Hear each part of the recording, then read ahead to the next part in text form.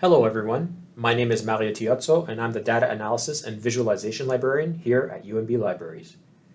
Today we're going to go over a basic overview of Microsoft Excel. Excel can be a very complex and intricate software program, but here we will scratch the surface and get you going and hopefully set you up for future exploration of what Excel can do for you. First things first, let's make sure that you all have Excel.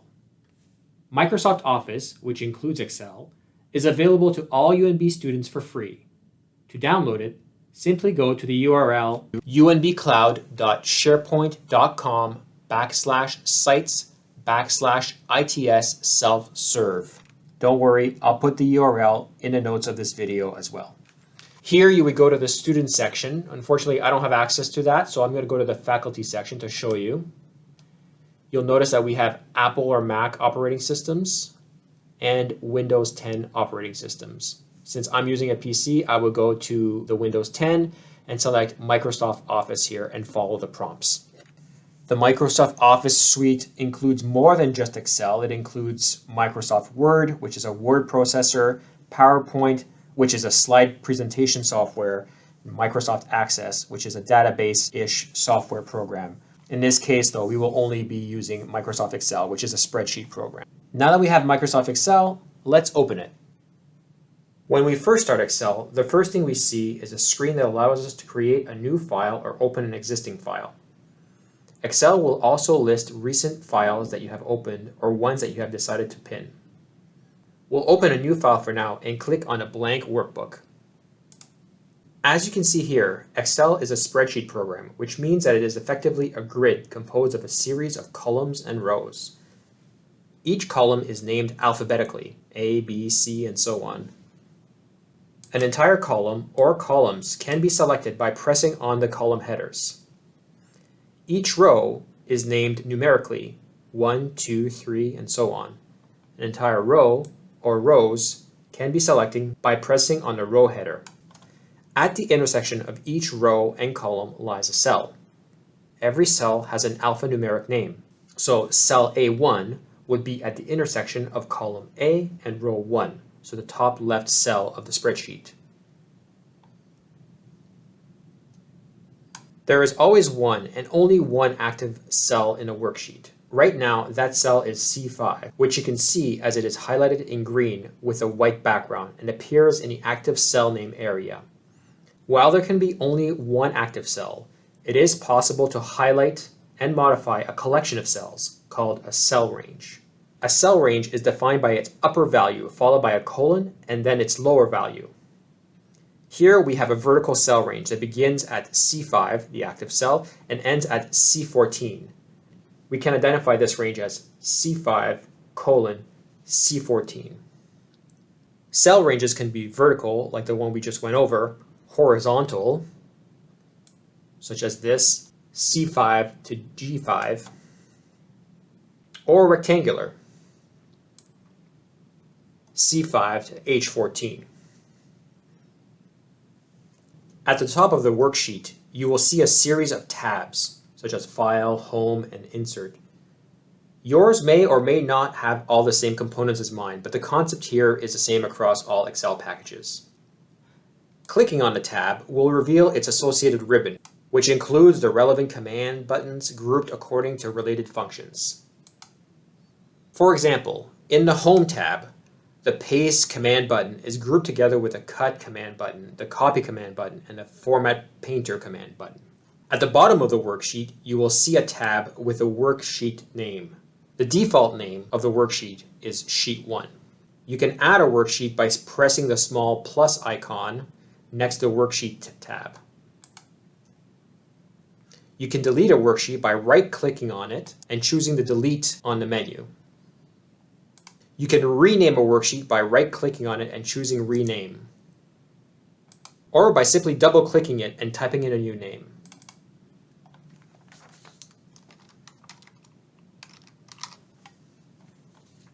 The collection of worksheets in a file is called a workbook.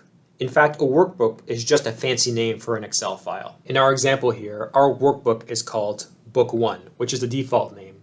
Okay, that's a decent place to zoom back in and figure out what you can actually do in Excel. Back to the individual cell. Each cell has a capacity to store a formula or a value, such as a static number or a string, typically a static word. While we'll go into formulas in greater depth in a few minutes, let's quickly take a look at how to perform basic mathematical operations in Excel. Here we see the results of fictional experiments. If we wanted to add the scores of the first 3 experiments, we could go to any empty cell, for example here, which is D15. We would press the equal sign. A formula or a calculation always starts with an equal sign in Excel. Then we could type in the coordinates of each cell. Remember that all cells are alphanumeric, so it would be D5, you can see it's highlighted, plus D6, plus D7. We would press enter, and the result of the operation would appear, 133. Alternatively, you could also write the equal signs and click on the cells that you wanted. So click on D5, add the plus sign, click on D6, add the plus sign, and click on D7, and press enter. Same result. By putting the active cell on the cell with the results, you'll see the formula you wrote in the formula bar. If it's a static number, such as here, or a string, you'll see that in the formula bar. If it's a formula, however, you won't see the result, but rather the actual formula that created that result. You can also double-click on the results cell, and it will show the formula with the colored highlights. Now, if you click on the formula bar, the coordinates will match the colored highlights. So we added up a few cells by using the plus sign, but we can also use other operators to perform mathematical calculations. We can use the minus sign to subtract cells or to create a negative number, the asterisk to multiply cells, the forward slash to divide cells, and a caret sign to use as an exponent. So these operators can work well if you have a small data set. But what if you had hundreds or even thousands of entries? Clicking each cell would be very time consuming. And what if you wanted to do something a little fancier than just basic arithmetic? That's where formulas come in. There are a lot of formulas. Some are simple and others are more complex. You can also nest formulas, which means creating a formula containing a bunch of formulas within it. But here we'll take a look at some basic Excel formulas that all have the same structure. As with all Excel formulas, they all start with an equal sign. The equal sign is followed by the name of the formula, which we'll go over shortly. Please note that although the function name is in capital letters, formula text is case insensitive. Excel will automatically reformat the text in capital letters. The cell, range of cells, or multiple cell ranges, which are encapsulated by parentheses. Again, this entry is also case insensitive. So that's the basic outline. Let's take a look at a few functions. First, let's delete this. Okay, here we go. The sum function calculates the addition of a range or ranges of cells. In our example, to calculate the sum or total of all the cells in the range, we would find an empty cell and type in our formula. So remember, equal sign, followed by the name of the formula, which is sum. You can see that it auto-populates. We'll use the first option. Open parentheses. This lets Excel know that we're ready to ingest the data. Then we just highlight, in this case, the cell range that we're interested in calculating. Close a parentheses and press enter. The cell now produces the answer, which is 345. Maybe we'll just put a little tag here to let people know what this is all about. So this would be the total. The count function calculates the number of numeric values within a range or ranges of cells. In our example, to calculate the count of all the cells in the range, we would find an empty cell and type in the formula. Again, equal sign, the name of the formula, which is count. Again, there's a whole bunch of different options, but we'll take the first one. Open the parentheses. It tells you what it wants you to ingest. See, it says value, value 2, etc., etc. We'll just do a cell range here, and then we'll close a parentheses, press enter. That makes a lot of sense. There are 10 experiments, and the count is 10. Here we'll put number of observations.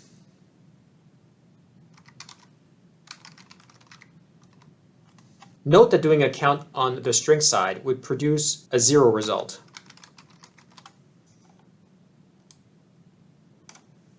Why is that?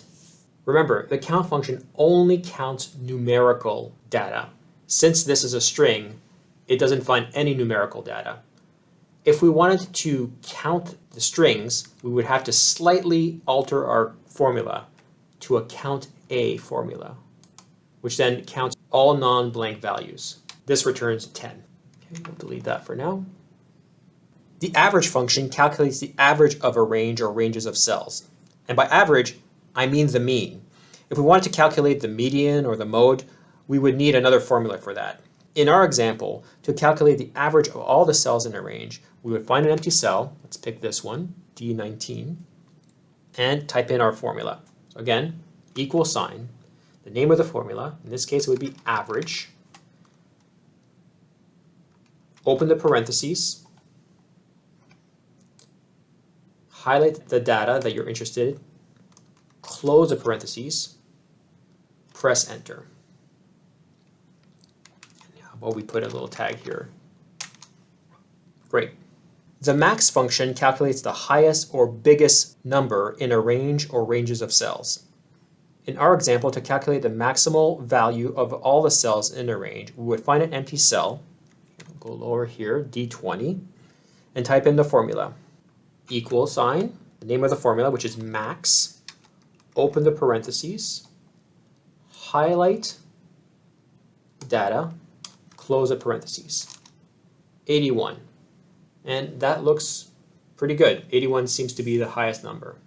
The counterpart to max is min, which calculates the lowest or smallest number in a range or ranges of cell. Again, we would find an empty cell. In this case, we'll take D21.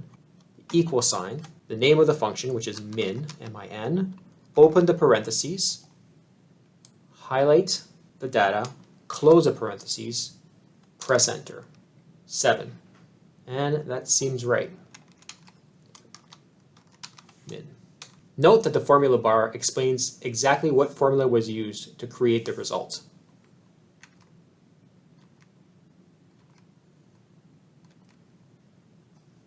Also notice that by double-clicking on a results cell, the highlighted field will be seen, as well as the coordinates used. Okay, that's probably a good spot to stop for now. I hope that this was helpful and that you gained some knowledge and confidence to explore Excel on your own. Thanks for watching, and I'll see you in the next video. Bye for now.